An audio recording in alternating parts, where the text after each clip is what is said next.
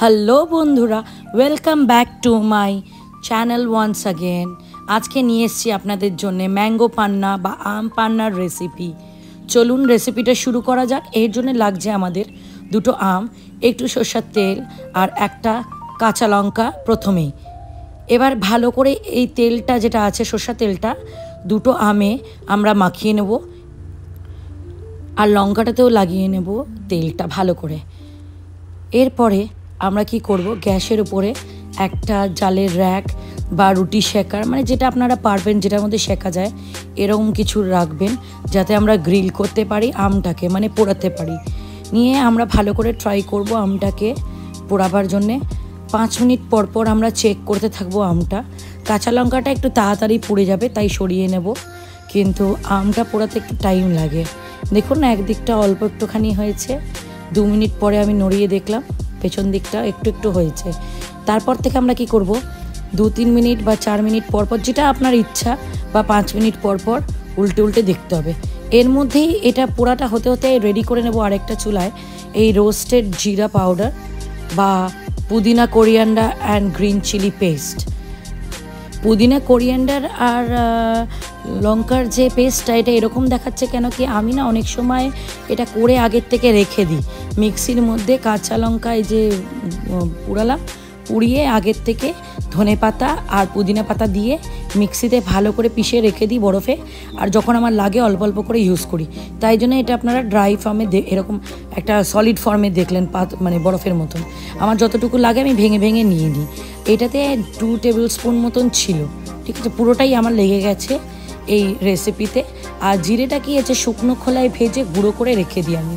এটাই আমার ডেইলি ইউজে, রান্নায় আমি ইউজ করি। আমি জিরে গুঁড়ো বাজার থেকে কিনে আনি না।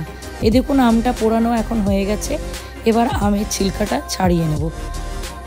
আমের ছিলকাটা ছাড়িয়ে নেওয়ার পরে আমটা এরকম হবে। এবার আমটাকে আমরা চেষ্টা করব গ্রেটারের সাহায্যে গ্রেট করে নিতে। হাতেও করা যায়, কিন্তু হাতে অনেক সময় ডেলা ডেলা রয়ে যায়। সেই জন্য আমি কি করেছিলাম, স্টিলের গ্রেটার নিয়ে ওর মধ্যে ঘষে ঘষে ওটাকে ছাড়িয়েছিলাম। ওতে কি হয়, একটু ব্যাপারটা মিহি হয়। আপনারা চাইলে এরকমভাবে ঘষে না নিয়ে হাত দিয়ে ছাড়িয়ে মিক্সিতে পেস্ট করেও নিতে পারেন, তাতে কোনো অসুবিধা নেই। দেখুন হাতে এত নরম আর সেদ্ধ হয়ে গেছে যে হাতে ধরাই যাচ্ছিল না, স্লিপ করে যাচ্ছে। এবার ভালো করে দুটো আমকে আমরা এইভাবে ঘষে নেব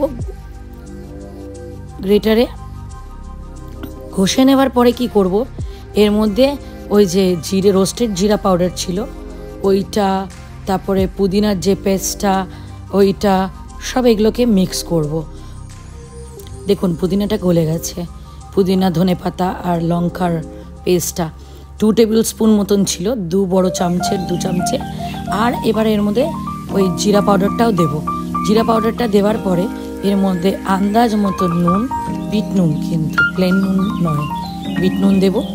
আর এর মধ্যে দেব চিনির পাউডার। আমি আগের থেকে চিনি গুঁড়ো করে রেখে দিয়েছিলাম মিক্সিতে, তো আপনারা পারলে শিলেও বাটতে পারেন, আপনাদের ইচ্ছা। তো এইটাও দেব আমি 4-5 চামচের মতন দিয়েছিলাম।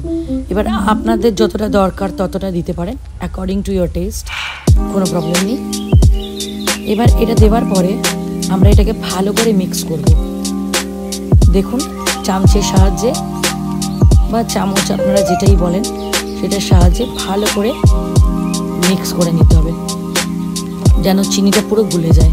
এবার এটাকে একটু সাজাবার জন্যে আমি ওই রোস্টেড জিরা পাউডারটা গ্লাসটার চারিদিকে লাগিয়ে নিয়েছিলাম, ওর মধ্যে কিছু বরফ দিয়েছিলাম, আর তার মধ্যে দিয়ে দিয়েছিলাম 2 চামচে ওই আম পান্নার পেস্টটা, আর তার মধ্যে ঠান্ডা জল নিয়ে ভালো করে ওটাকে স্ট্র দিয়ে স্টার করে সার্ভ করলে রেডি ম্যাঙ্গো পান্না বা আম পান্না। আর বাকি যে পেস্টটা বেঁচে থাকবে ওটাকে আপনারা স্টোর করে রেখে দিতে পারবেন ফ্রিজে। কোনো দিন এটা নষ্ট হয় না, অ্যাটলিস্ট 5-7 দিন তো থেকেই যায়, কোনো অসুবিধা নেই। দেখুন আমিও স্টোর করে ডিব্বায় রেখে দিই।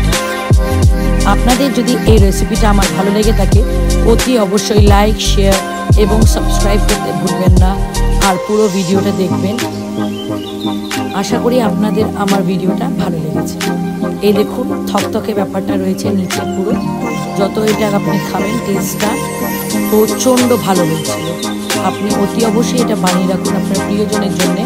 যা গরম পড়েছে আমাদের চারিদিকে, গরম থেকে মানুষ এলেই তাকে সার্ভ করুন ঠান্ডা ঠান্ডা আম পান্না বা ম্যাঙ্গো পান্না। প্রচণ্ড টেস্টি একটি ডিশ, আর এটা হোমমেড, সেই জন্য শরীরে কোনো ক্ষতি করবে না, শরীরকে ঠান্ডা দেবে। আশা করি আপনারা সবাই আমার চ্যানেল সাবস্ক্রাইব করেছেন।